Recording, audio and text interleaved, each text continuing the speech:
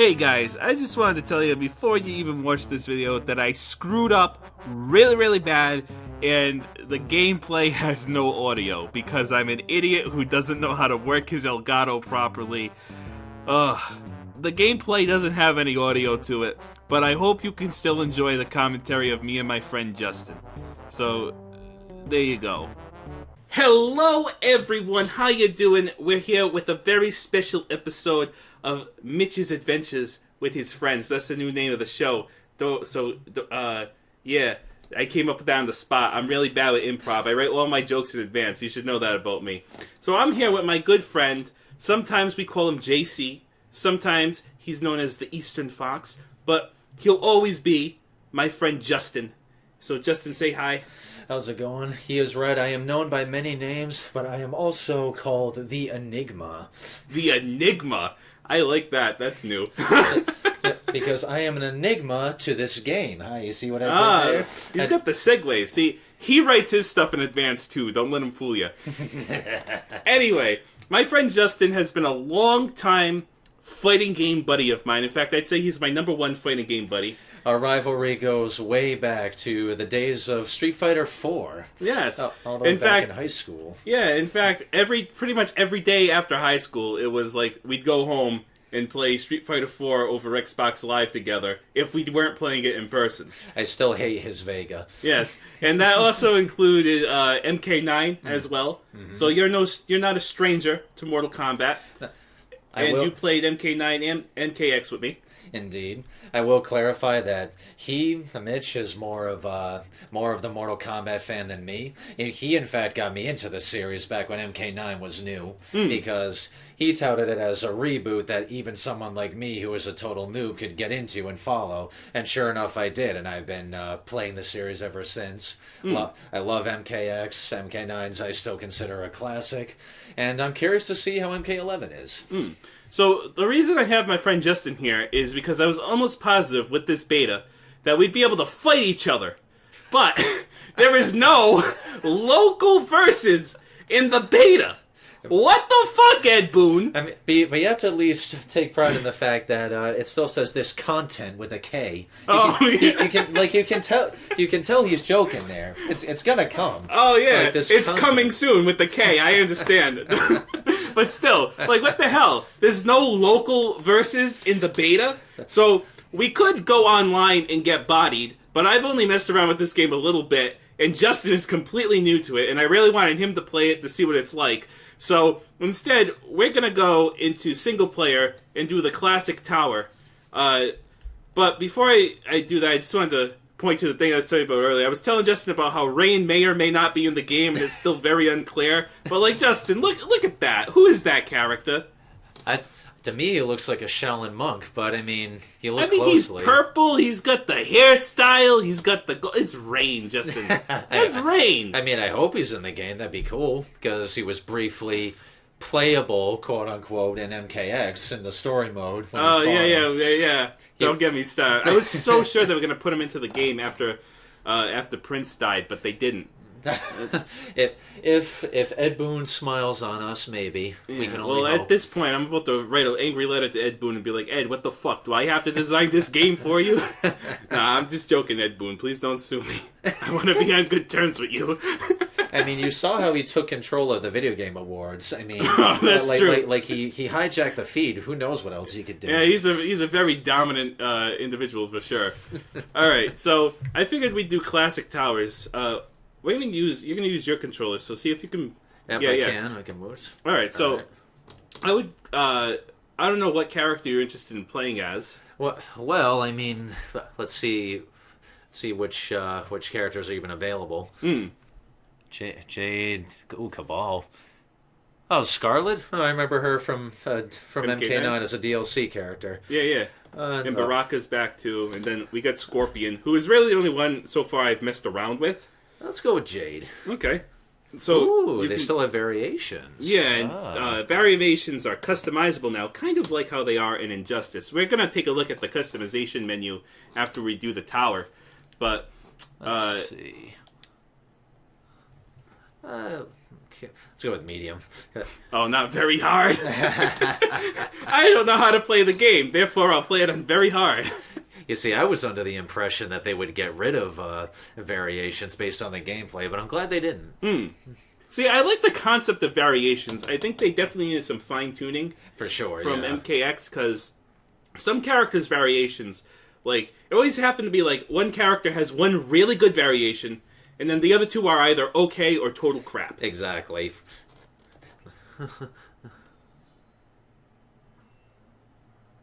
Oh, damn.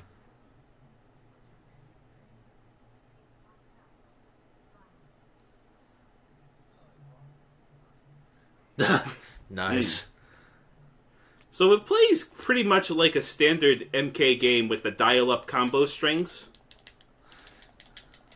The one thing about this game is... As I fumble to figure out her moves. Yeah. Well, that's all right. It's going to be more of a learning experience at first anyway. Okay, there we go. That's the shadow. So the one thing about this game is the way meter works in this game is it's just kind of like... You don't earn meter anymore by doing moves or blocking moves or getting hit. Instead, it just passively fills up. So, if you look at the bottom, you'll see you have a defense meter and an offense meter. And in order to actually do long combos now, you need to boost your special moves with a meter burn to get like a bounce and juggle off of it. Interesting. Yeah. I don't know what that fatal blow means. Oh, that's sort of like your X-ray. You get one of those each match. Interesting. Yeah. Is that like the mini X-rays that they were showing in the trailers, where like all of a sudden they'd land a blow and then like the character's skull would cave in? Sort of. Those are called crushing blows, and those are like that. That's sick. Yeah, those are unique to each move, and they trigger based on certain criteria. Okay. Right now, you kind of have to just guess and figure out what that criteria is, because it doesn't tell you in the moves list. But in the final game, it's supposed to be there. Interesting. Oh, geez, I don't know her fatality. Yeah, you can look it up if you want. Oh, God. Down, 4. Down, 4, down. Oh, damn. I don't think you're at the right distance. But, She's... yeah, so the crushing blows are almost like... You know how in Street Fighter when you get a counter hit, or at least in Street Fighter 4, and then when you get a counter hit with some moves, then it would let you be able to follow them up with certain moves where normally you wouldn't. Like, for instance, a counter hit Shoryuken, you could go right into, what was it, Super with Ken? Yeah, his Shinpu Jinrai Kyaku. Yeah. So his super think of the crushing blows when it does like that little mini X-ray, almost like that. Okay. In that it's... Because you can get, like, juggles after those. Alright. Right? And then the fatal blow is like a traditional X-ray, and you can only do it when you're at very low percentage health. I'll shut up so we can hear them talk.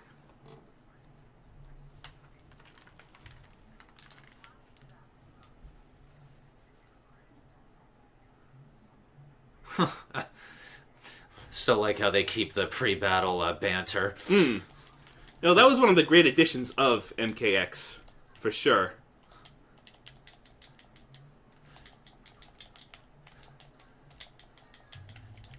I like how some of her normals use her staff. That's actually a special move, it seems. Yeah. So the way you burn your special moves in this game, I don't know if you figured out, is with R1 now instead of R2. And it's kind of like an Injustice where you have to press the button like just after the move. You know what I mean? Oh yeah. Instead of at the same time. Oh, there we go. There we go. That's some nice stuff right there.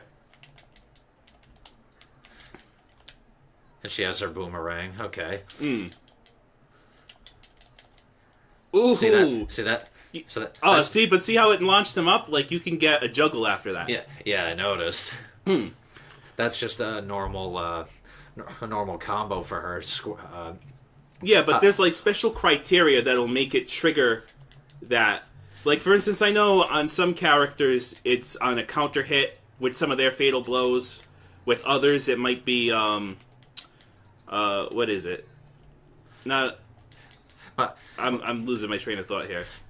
it seems like like certain screen or like it has to hit on like the very last frame or something like that. Oh boy. Yeah. So it's specific for each character. Well, which is pretty cool. It gives a bit of a meta game to each fight, trying to both pull them off, but find the right moment to use them. Oh, jeez, he took a round off me. Yeah, especially because you don't build meter anymore, so there is that kind of meta that's missing, since you're just going to get meter for free in this game. So it seems, and I can only wonder how the customization works, as I noticed that between the fights. Yeah, we're going to take a look at that after we do Tower a couple of times. Also, my apologies for glancing at the move list. Well, it's all right, because I want people to see the moves list. You know, so... Oh, for sure. I just, I want to keep the pace going. Because, they never show the moves list in the live streams. I mean, they probably have a couple of times, but you get what I mean. Oh, indeed. So, otherwise, the controls are pretty much this... Ooh, that's a nice combo. So she still has her shadow kick. That's nice. And her boomerang. And Baraka seems like he's gotten a bit more like tricks since I last saw him in MK9.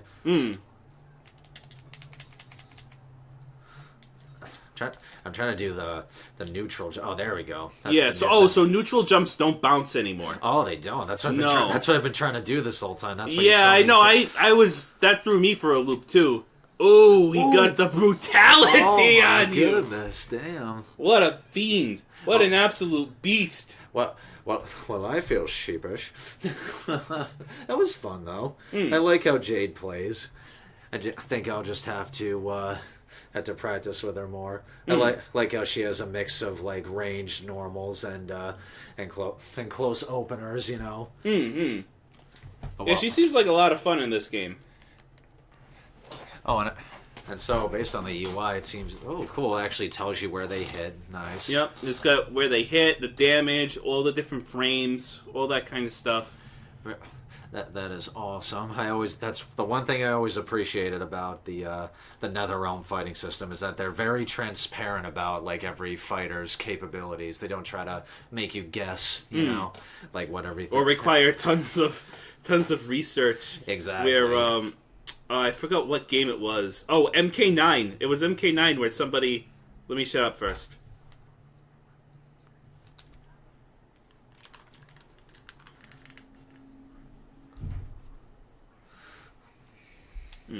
So what I was saying was, in order to find out the frame data for MK9, because it wasn't included anywhere, they had to... Some guy took like all the... did all the moves individually on a recording thing and slowed it down frame by frame and manually recorded how many frames each move was. That's some dedication. Oh, wow, seriously? Yeah.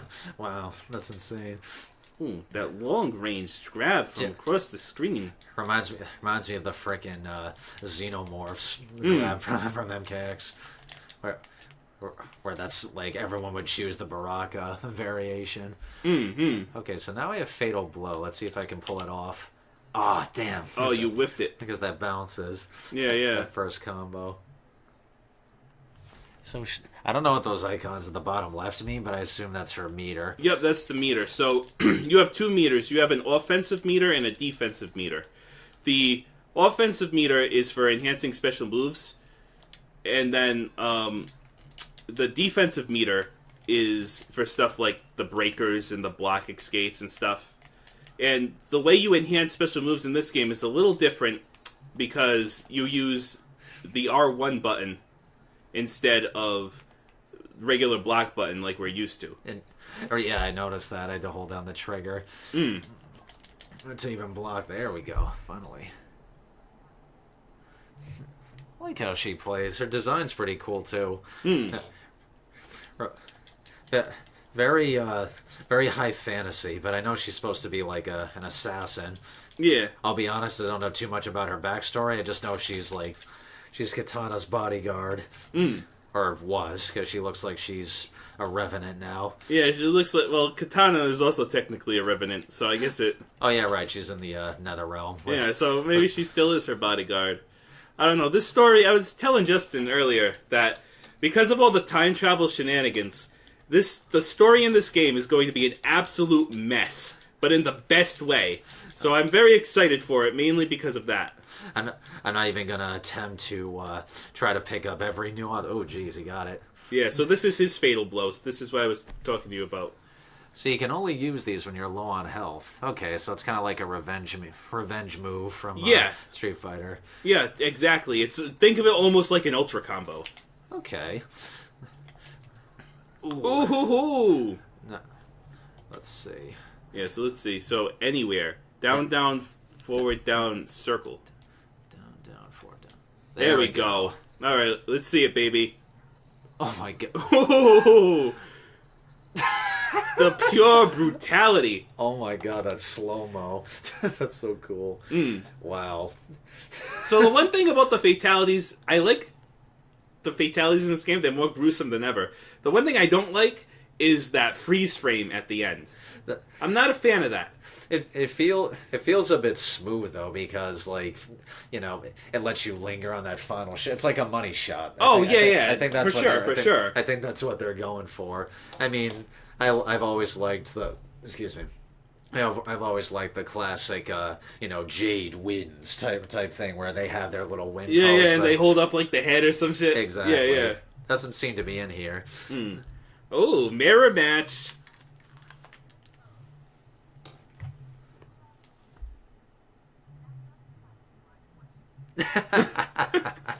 That's awesome.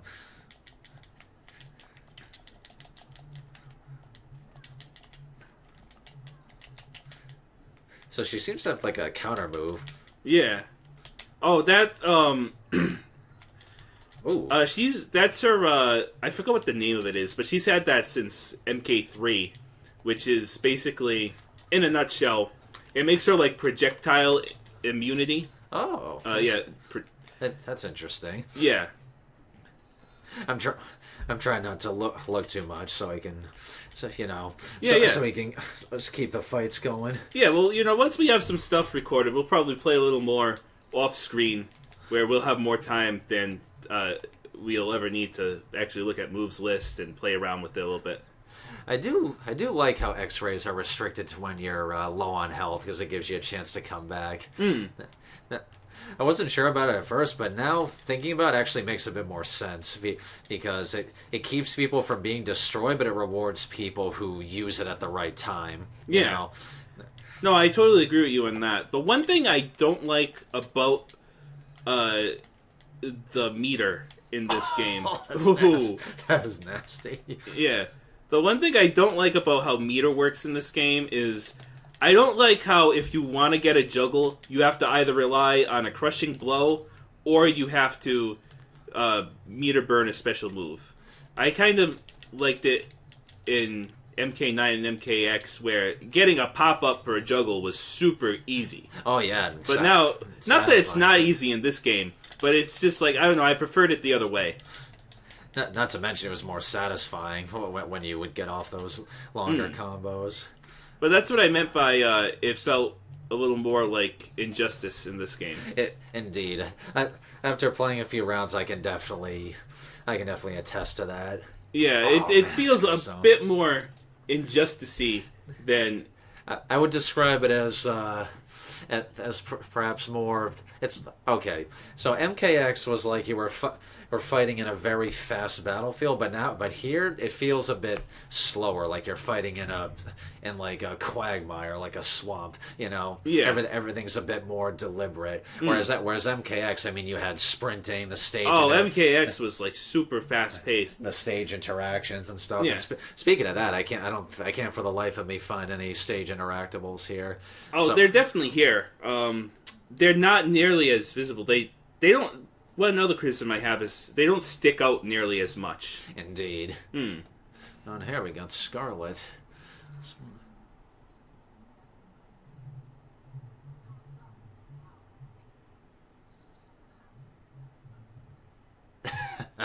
She has a pretty cool design.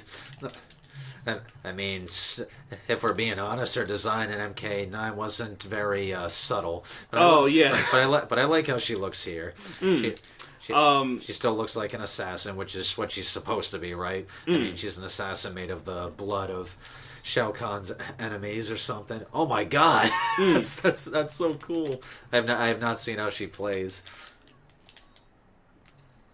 Ooh, interesting. Yeah, so like I say about the interactables is they don't really stick out in the background that much anymore.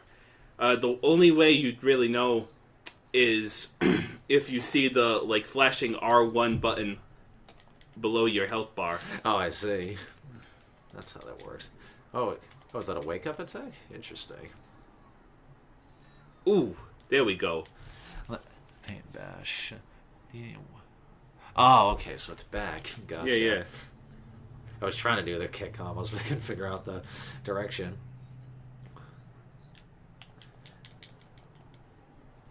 She has like the... She has a freaking... What do you call it?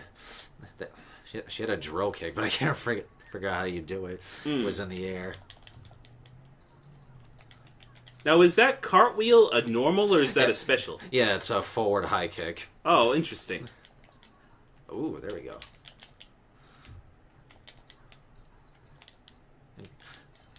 Ooh, that's cool. That's just an uppercut. Yeah. Nice. So that might be like... Because she uppercuts with her staff, right? So yeah. The crushing blow on that might trigger, like... You have to be at max range with your uppercut to trigger that. You know what I mean? Indeed. Oh, there we go. Get to see. Ooh, let's see. All right. Yeah, let's check this out. Her fatal blow. Ooh. Oh, that's sick. Now, she does have a second fatality if you wanted to look at that one. Did they even show it? Yes. Ooh. Pole dance. Oh, boy. Close. That could either be very bad or very interesting to watch. Back, back forward, down, forward. Okay. Yeah. Back, forward, down. There we go. Let's check this one out. Ow. Yeah, that looks incredibly painful.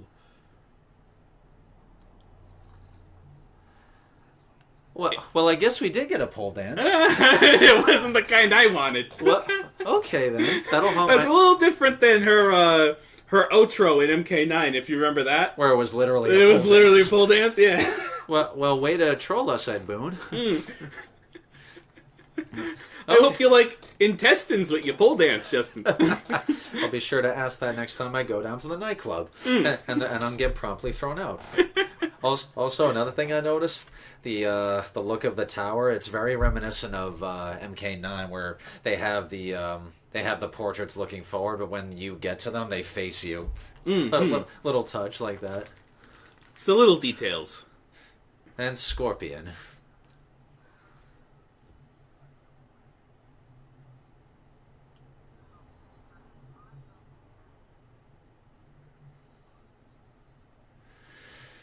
That's not Patrick Seitz. That's his voice actor. His outfit's cool, though. I like it.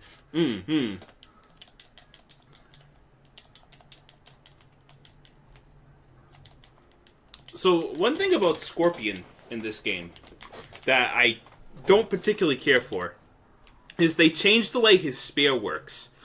You see how when he hit you with his spear, he pulls you to him and then he does like a sword slash? Mm-hmm. That's how it works by default now, instead of stopping you right in front of him.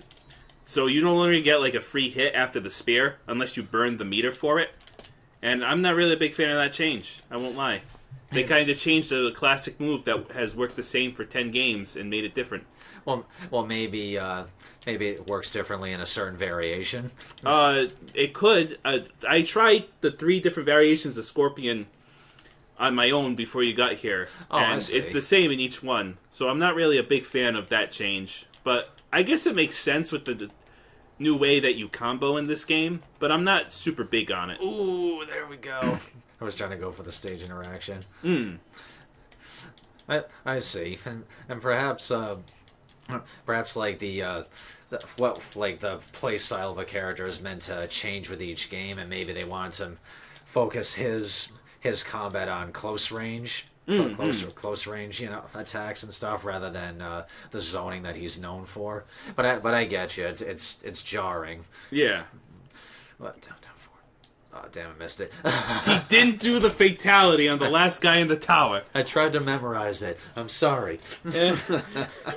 Also, did you catch what his variation was called? Yeah, Boon's main. He's literally Boon's main, right? Yeah, From what I understand. Yeah, the Scorpion is Ed Boon's favorite character. Of course. So that's why he's on the cover of all the boxes. That's why he always wins in every trailer against Sub-Zero. I can't remember the last time in an official Mortal Kombat, like an official Mortal Kombat anything, where Sub-Zero beats Scorpion. He almost beat Scorpion in Injustice 1, remember? And then Scorpion did. His intro, right as he's about to punch him, he gets transported to, the stage. I get like the DC stage, and he's like, oh, what the hell, I guess I'll fight.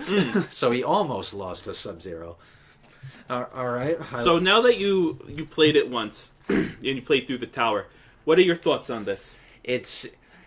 to be perfectly frank, and this is not to knock the game's quality necessarily because it's very polished, it feels very much like Injustice 2 but with Mortal Kombat slapped on. And I don't necessarily mean that as a criticism, but it feels like Injustice because I played the first Injustice and it felt slow. It was a very it was like a morass type fighting game, and what I mean by that is every move was very drawn out, heavily choreographed, nothing was quick. And it relied on very deliberate button presses and dial-up combos and 50-50s and all that nonsense. And everyone moved slowly unless you dashed, and certain characters could fly and stuff.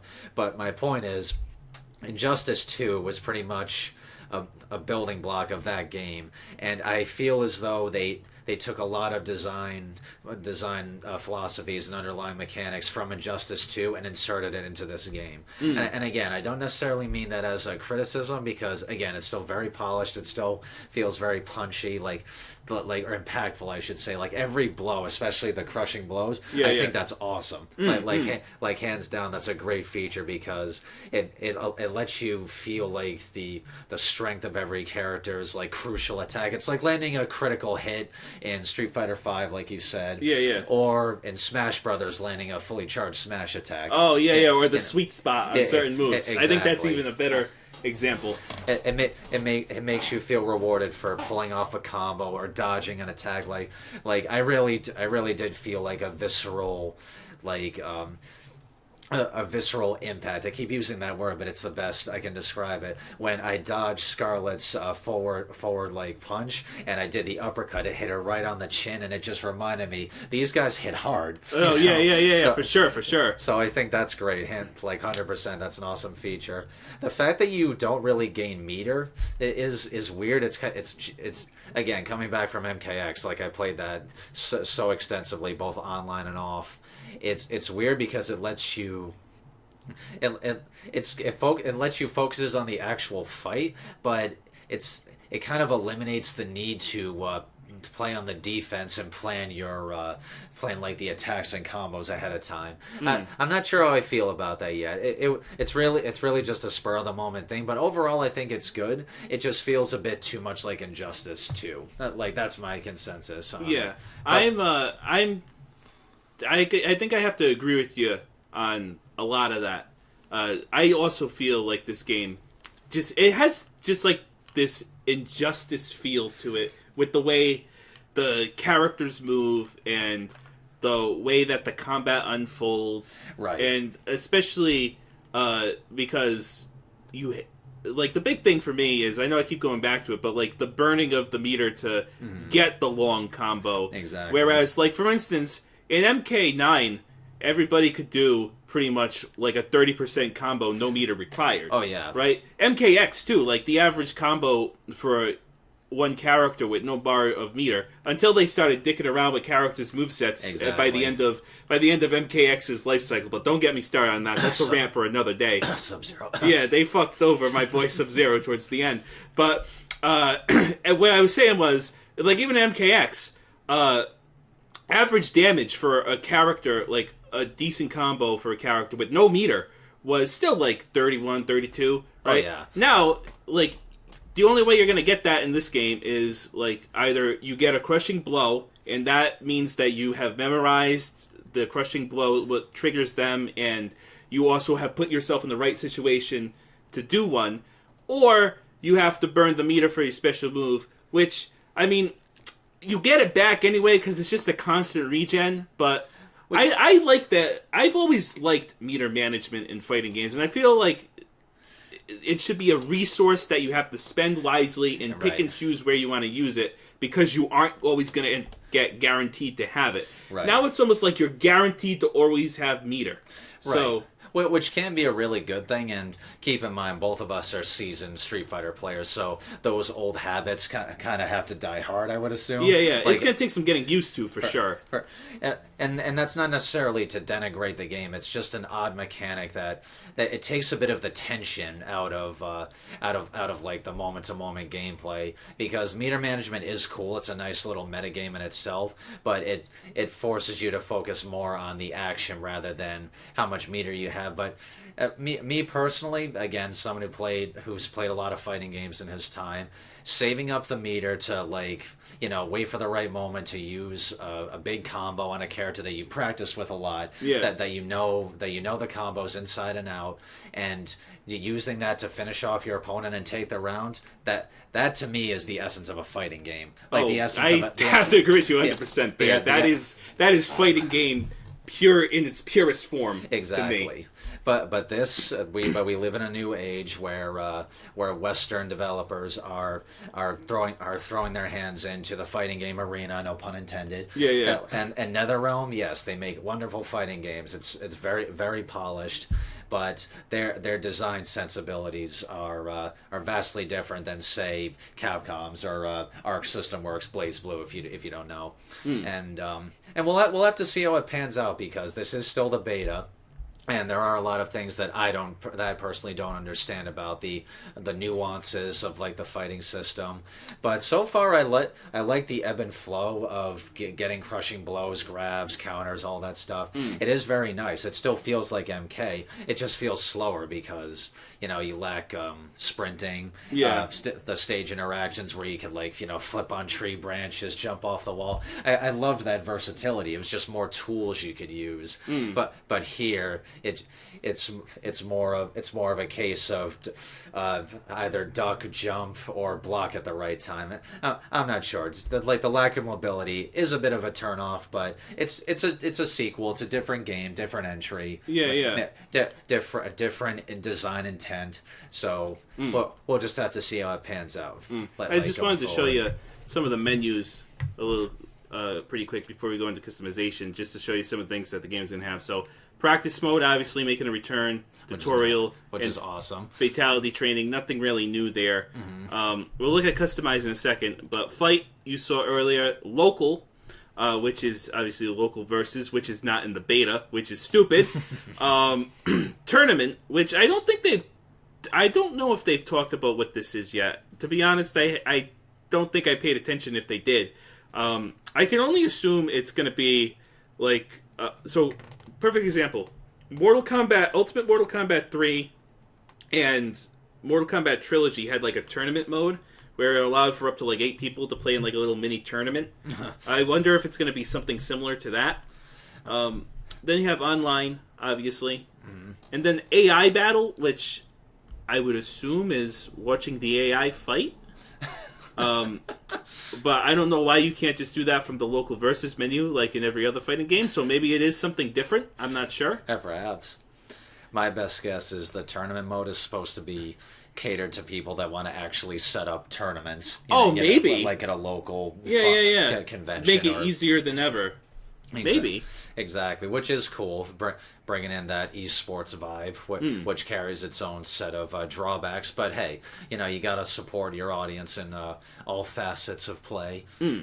So you got story mode, obviously.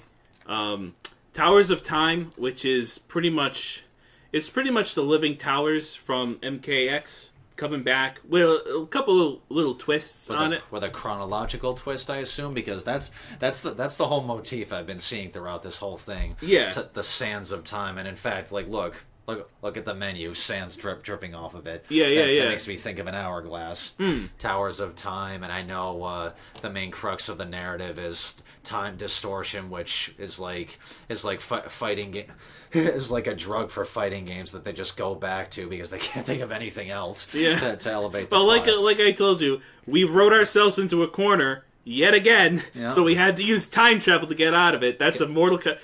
Listen, I've been a fan of Mortal Kombat for a long time. It's like, how many times has that happened? Mortal Kombat has been writing itself into a corner since Mortal Kombat 2. Actually, since Mortal Kombat 1. Because Mortal Kombat 1 was like, they won the tournament. EarthRealm won the tournament. What happens next? They won the tournament. Mortal Kombat isn't supposed to happen again for like another generation. Oh, what if they fight a different tournament in Outworld? Like, you know what I mean? This is nothing new in the world of Mortal Kombat. Or nothing new in fighting games, for that matter, because, speaking from experience, this kind of narrative is nothing compared to a game like BlazBlue, which is so far up the convoluted, time-traveling, alternate reality... I can only imagine. Alternate reality jungle that the plot now... I've given up following it, because I used to play BlazBlue a lot, but now it's like, okay, so... like, a copy of this guy is fighting the present version of this person that was born from a probable reality of a different timeline, and this game takes place before this reality. It's like central. Don't even get me started on that. Like BlazBlue is its whole kettle of fish. I just personally don't particularly care for when fighting games use, or any game for that matter, use time travel as like a crutch to either get themselves out of a corner or to bring back characters for fan service purposes, which, let's face it, I'm sure this game will have a lot of. Yeah.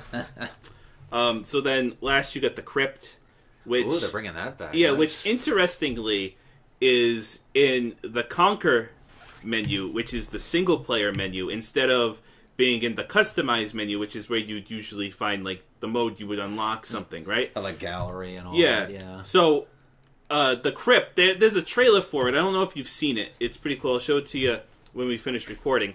But if you remember, in MKX, it was kind of like an adventure mode, right? Yeah. A little bit. It was almost like an old school dungeon crawler, which I loved. So I can only imagine that since it's in the single player menu, so to speak, that it might be a whole single player mode now. It'd be interesting to see. Almost like which game had it? Correct me if I'm wrong, Mitch. You would know the title better, but Mortal Kombat. Deadly Alliance? Which you're thinking of Deception and Armageddon. Armageddon had the conquest modes, which were like adventure games. Yeah, that's what I was thinking. And the one in Armageddon was like a full-fledged beat 'em up. Right, the one with Taven. Yep, the one with Taven. Okay, that's the one I was thinking of. I wonder if it'll be similar to that. Well, I'm surprised it's not in this game, but. Oh yeah, right. Because he's mentioned in MKX, but he's not. But he's not in here. That would be cool to have one of those brothers come back, because they're like demigods, aren't they? So like that. The collection is where you would obviously view all the stuff you've unlocked, and then customize the characters. So I wanted to show you character customization. Vast amount of gear and cosmetics. I love how they still use the K for every C. It always warms my heart. But me, when I saw the trailers for this part where they showed at the Game Awards, I was curious as to how this would affect the game balance, or if it was purely like cosmetic. Not just cosmetic, but if it was like swapping like variations or costumes, or if it had an effect on the players. By the players, I mean the characters' special moves. So I'm actually curious about this as well. Yeah, so you can pick through. So each character's going to have 3 default variations, which I'm going to assume is going to be the tournament legal variations when it comes to like the esports stuff. And then you can also create a custom variation, right? And you can change the name of it. You can pick an icon for it. Oh, that's cool. Oh, yeah, it's pretty cool. All right, so then let's just save it for right now, and that way I can show you. So like each character has different things you can adjust. Like for instance, Jade, you can change her mask. Oh, I see. Right, she has different masks, or you can take her mask off in her instance. Right, so you could do something like give her that mask, and then this is her boomerang. right? And you can change the way that looks. Oh, that's pretty cool. That's actually really nice. And you can equip augments to it as well, but the augments, from what I understand, are not in the beta. So, I believe that's kind of like Injustice, where you could equip things to certain characters to boost their damage and stuff like that. Although I think it works a little differently in this. But they definitely ripped that from Injustice 2, because a big part of the metagame in that was equipping accessories to every hero, and that would give them like 0.5% like punch damage or counter damage, just like little boosts. But if you equip them in a set, you would get like some passive bonus. I didn't really dive deep into it, but that's definitely Injustice inspired. So you can also change her staff, right? Now you might be like, pretty nice. Yeah. Now you might be like, Mitch, what if I don't want to be Revenant Jade? Well, don't worry, Justin. We got you covered, because each character has a ton of different skins that you can cycle through and you can look at. I wonder if these will be unlocked by playing as them, because that's pretty cool. Yeah, see, that's what has me worried. I know we've talked about this, you and I, but the whole potential loot box microtransactions up the wazoo in this game, which my gut feeling is they're totally going to be in this game, and they're going to try to milk every cent from us. So if you're someone like me who hates that kind of stuff, stay stubborn, vote with your wallet. That's all I'm going to tell you. Indeed, because that's all they'll listen to. Ultimately, they care about money, they care about sales. They want to appeal to the people that have that don't have as much of a hold on their wallet as they would like to admit, or have a lot of expendable income, or just the people that don't have the patience to spend time with a particular character to unlock their stuff. Now, granted, there is incentive. Like for me, I would look at the screen and I would see stuff like, win 5 matches with Jade to unlock this outfit. I'd be fine with that. Yeah. Because it would not only incentivize me to get good with her, but it would also give me a little reward for putting in the time, to master her. So it could be good in that regard, but we'll see how. Now, on the flip side, though, the problem is it's not going to say win 5 matches with Jade. It's going to say win 1,500 matches with Jade, or spend $2.99 to maybe get this costume in a loot box. That's how they do it, and that's how they get people. Yeah, because they know that patience and time are valuable commodities. So we'll have to see. You can also change now the intro animations for when characters come in. You see, that's actually really cool, though. It's a nice way to put your stamp on each character. Yeah, and you can also preview them too, which I think is very cool. Oh yeah. Oh, hold on, that's the one I have equipped. So if we preview this, yep, there we go. I will say this though, like in terms of aesthetics, like graphical fidelity and art style, it looks stellar. It looks fantastic. But like unequivocally, it's a bit like it looks beautiful even on a standard PS4, and everything's so smoothly animated. It feels like you're watching a CGI movie. Oh, for sure. It's incredible how great graphically it is. And like he said, I'm only running this on a shitty regular PS4. This is not a PS4 Pro or anything like that. You can also do the victory poses too. You can choose between them. And I'm going to assume that there's only 2 in the beta, but I wouldn't be surprised if each character maybe had 3 or 4. I don't know. I don't think they said. If they have, reply to me in the comments below, and that is a trick to get you to comment on my video. Way to be enterprising, Mitch. Yeah, thank you. And now, one thing that I thought was cool is there are fatalities that you can choose up to 2 fatalities, it seems. And you can change their end of round taunts. That's actually pretty cool. Yeah. So one thing about it though, about these fatalities, is you see how it has mortal underneath it? Well, that is kind of like the rarity of it. So that means that there's going to be rare fatalities and stuff. So once again, that's indicating towards the more loot boxy kind of approach. So many games these days are trying to be like, as far as incentives and loot systems go. So many games these days are trying to be either Borderlands or Diablo with its with its codified loot systems and the color coded. That's what I meant by codified. The color coded. Rarities of every loot drop, like legendary, exotic, rare, uncommon. And they're all a different color, and they all have a different drop chance. Every game is trying to do that. Hell, even... And Mitch, I sincerely apologize for bringing up this game again. Yeah. Even Dynasty Warriors 9 did it. Oh, yeah, don't even get me started on Dynasty Warriors 9, Justin. I'm just pointing it out as an example, because even they did it. Because it's easily recognizable. It's an aesthetic that triggers our sense of, ooh, that's rare, I'm lucky, huh? Or maybe I should spend money on a loot box to get more legendary stuff, and then I'll feel like I, spent my money wisely. Yeah. Maybe. Did a little aside there. You couldn't see it on camera, but yeah. Mitch appreciated the funny face. Yes, I did. So you can also add special moves. You can add up to 3 special moves for each variation. And, well, not special moves, but special abilities. Some add a new special attack. Some augment other special attacks, like this one. You can cancel your pole vault move, but you have to have this equipped right here, right? They are selling us cancels, Mitch. I know. What heresy is this? Yeah, that is a little bullshit. They are selling us the ability to cancel. Cancel with characters. Imagine every time you wanted to FADC in Street Fighter 4, you had to pay 50 cents. Oh my god. Oh, jeez. Then my entire Guy game goes out the window.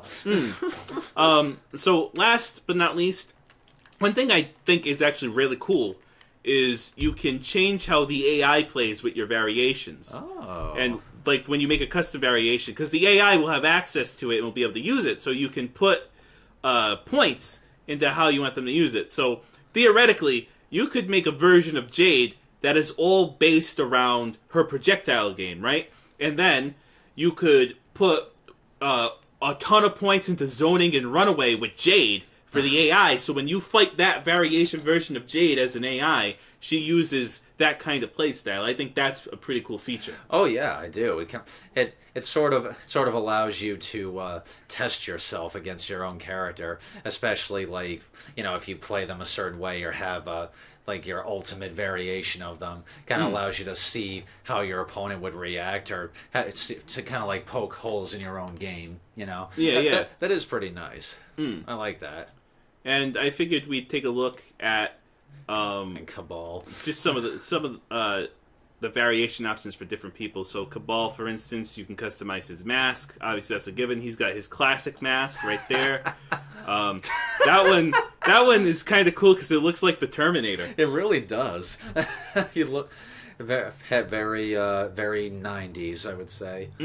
And also he looks like he's still a Revenant too, because last I saw him was in the MKX story mode when he was invading Outworld with Quan Chi.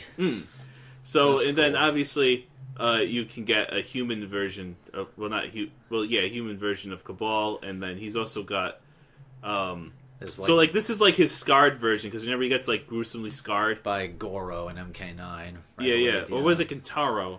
It was Kentaro. It was Kentaro, yeah. It was during the invasion, the MK3 part of the story. Yeah. And then you can get like young babyface Cabal, like I mean, not to like point it out, but I just realized, is he supposed to be Hispanic? He might. I think he is. Because for the longest time, I never knew what nationality he was supposed to be. Because, like, in MK9, he looked like Steven Seagal. But now... tell me I'm wrong. He did. He absolutely did. But now, he looks almost Native American or Hispanic. I mean, it's a weird thing, I know. Yeah, almost like a... what's the term? There's a term for, like, the portion of like the Mexican population, for example, where it's the like European guys mixed with the native population, and that's like its own. Technically, it's its own demographic now because there's so many of them. Yeah, like a pan-European person. Yeah, I get that. Yeah, he still looks cool though. I like his design. Then you can change his hook swords. Oh my gosh! If he all of a sudden pulled out Yue Jin's hook swords, I'd be very impressed. So then, I've always liked hook swords as a weapon in any game. So. Oh yeah, they are a cool weapon. They've always been one of my favorite weapons too. Ooh. Yeah, so he's got some fancy looking ones. I'm a big fan of just traditional hook swords, so I like these the best out of all of them. The blades of vengeance. Like Nice. some of these are a little too sci-fi looking for me, and they look a little weird. Actually, the one above it, Hu To Go, that looks like you pulled them out of a Tron game. Yeah, right. Which, Like I feel like one should be red and one should be blue. exactly.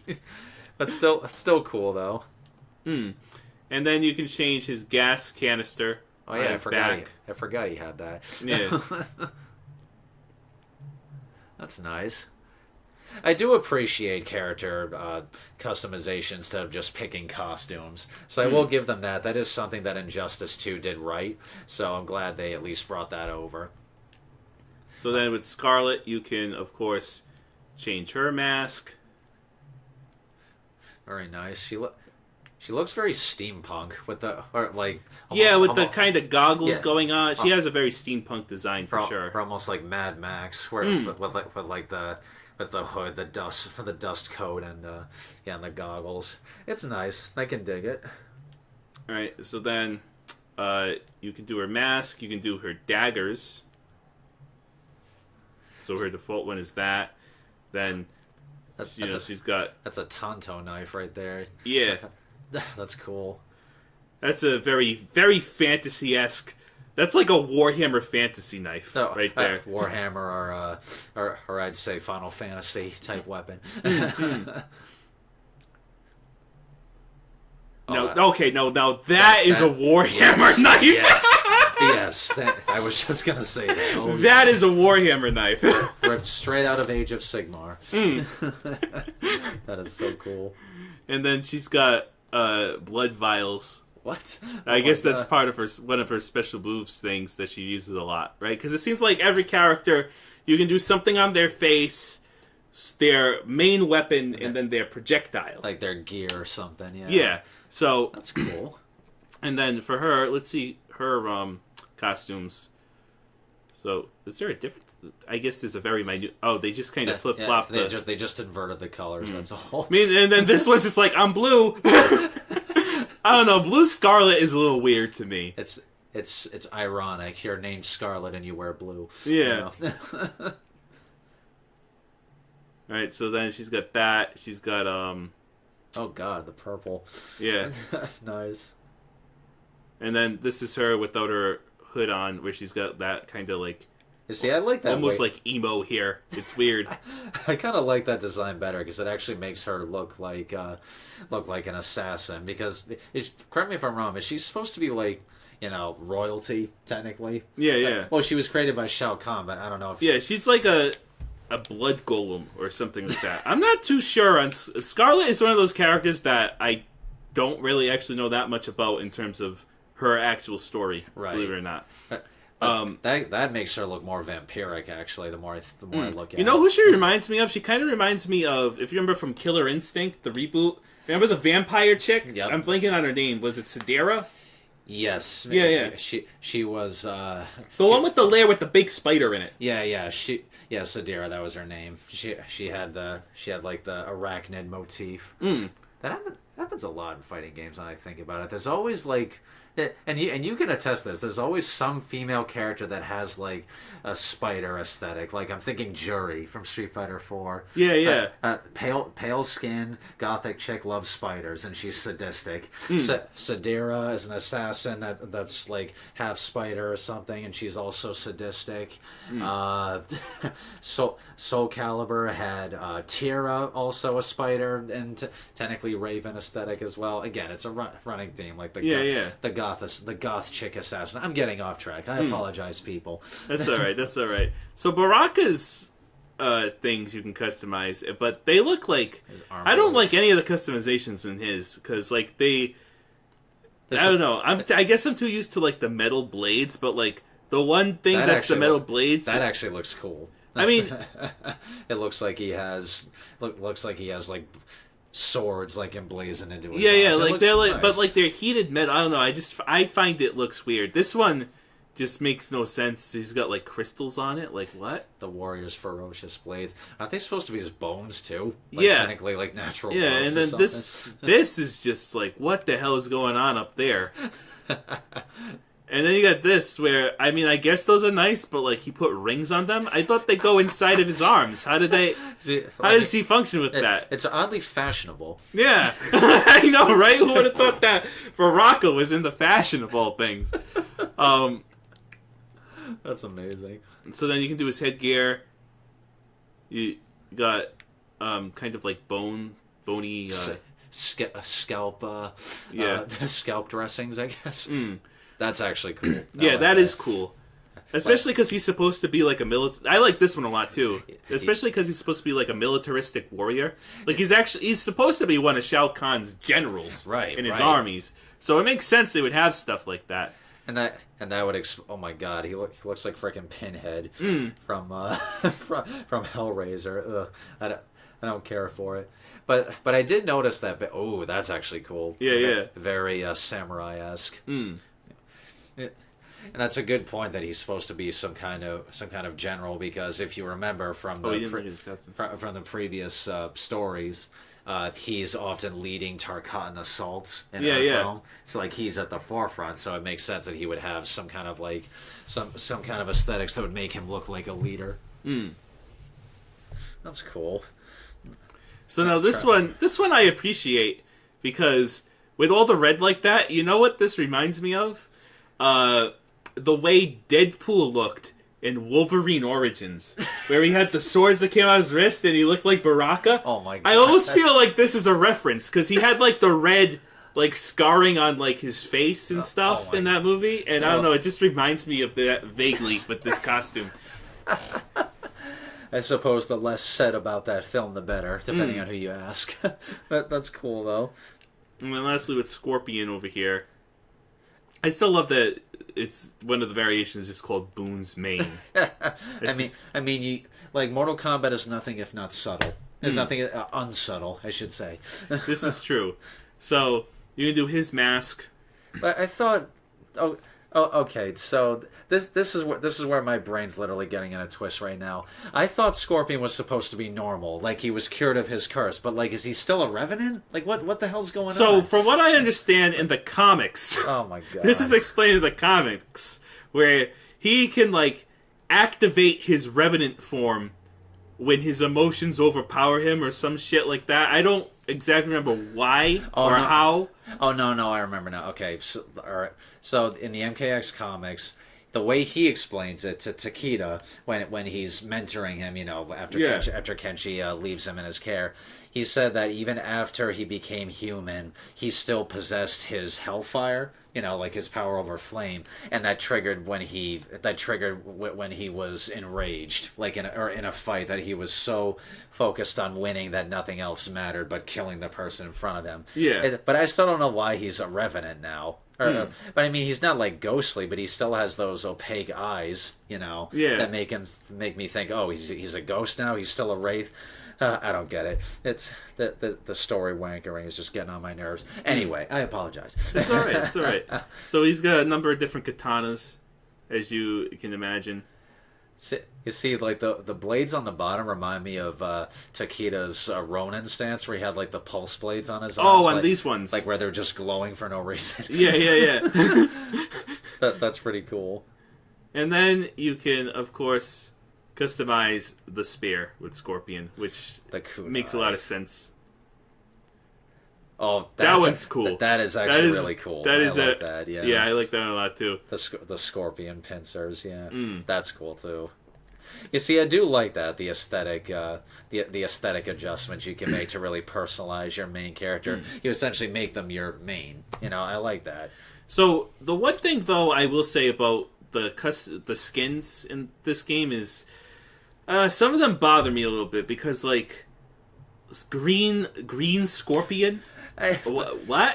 Although isn't he supposed to be from a clan that like assassinates people in the woods or something, like I mean, yeah, it makes sense, but it's just weird because like Scorpion's always been yellow, right? Like I don't know. I feel like But some people, of these characters, like this one, he's not. There's no yellow. But some people don't like yellow. I know. But I What feel about those like people, I understand, but I feel like he loses some of his identity with like these colors that are not befitting of him. Well, that'd be like making Sub-Zero red, you know. Oh, I'm sure Sub-Zero's gonna have a costume where he's red, Justin. Oh my god. Oh man. Okay, that he looks like Rain there. Oh shit!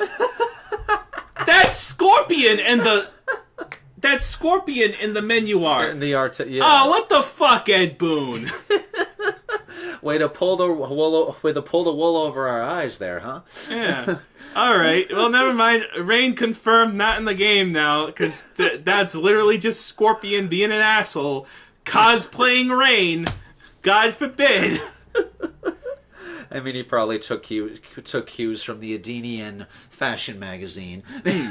Well, last time he was training with the Shirai Ryu initiates, he probably told them, "Hey, we need to start dressing like the Adenians. We'll blend in better when we invade them."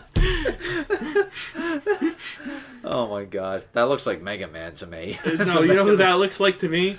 This looks like classic '90s Wolverine. Yeah, with the yellow and blue spandex. Yes. Oh. Yes. Oh my God, you're right. Try not to get sued, Ed Boon. I mean, an imitation's the sincerest form of flattery, but sometimes, you know, people are gonna start bringing the band hammer down. Just take it from a bunch of lowly fans. You might have to be careful the colors you borrow from. Yeah, you can't really copyright color schemes though. So I guess the joke's on us. Yeah, I guess so. You know, you'd like to think you can't copyright color schemes until you get successfully sued for using the color scheme of something. So you never know with the legal system. Exactly. So yeah, that is the customized menu. So you can actually do a lot with the characters you customize, which is pretty cool.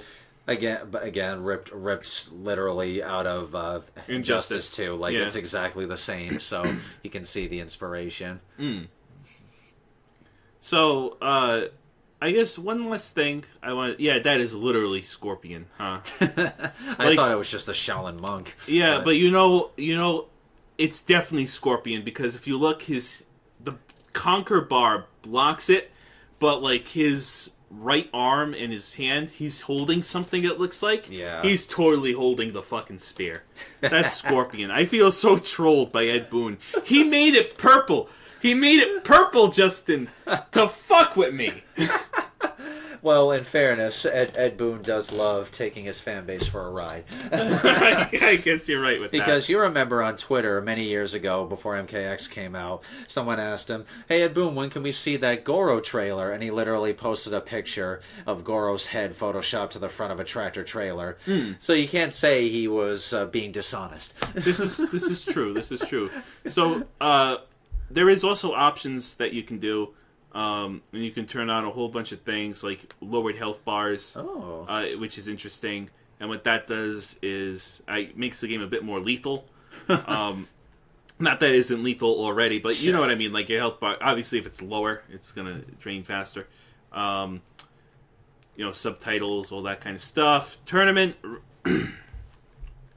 where you can do arena select and randomize character gear and controls. Online, obviously, audio, video, the whole 9 yards. So yeah, very nice.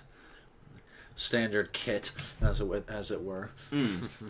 So yeah, that is basically the MK11 beta in a nutshell. So, I enjoyed it. I did too. I still think it's a highly polished fighting game, and the fact that this is the beta, and I never once felt as though characters were like stuttering or weren't playing well or something, or like there was a graphical glitch, things like that. That often happens in beta. Yeah, it's definitely a very fine-tuned beta. Oh, for sure. And let it never be said that NetherRealm games aren't polished and balanced to the nth degree. Well, actually, no. That latter part might be a bit debatable, depending on who you ask. Yeah. What I'm saying is, they always look good. They sound good. They feel good to play, and it's a fighting game that rewards practice.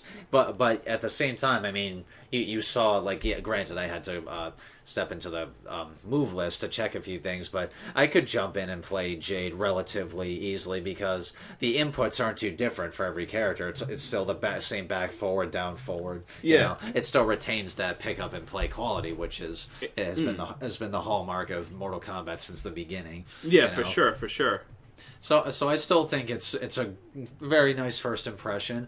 For me, I was unsure about trying it, but now I might be more inclined to get it on day one, I'd say. All right. Well, we'll see how that goes. Hopefully there's another beta in the future that has local versus. Okay? You listening to me, Ed? Local versus in the beta and Noob Saibot too. But local versus is more important.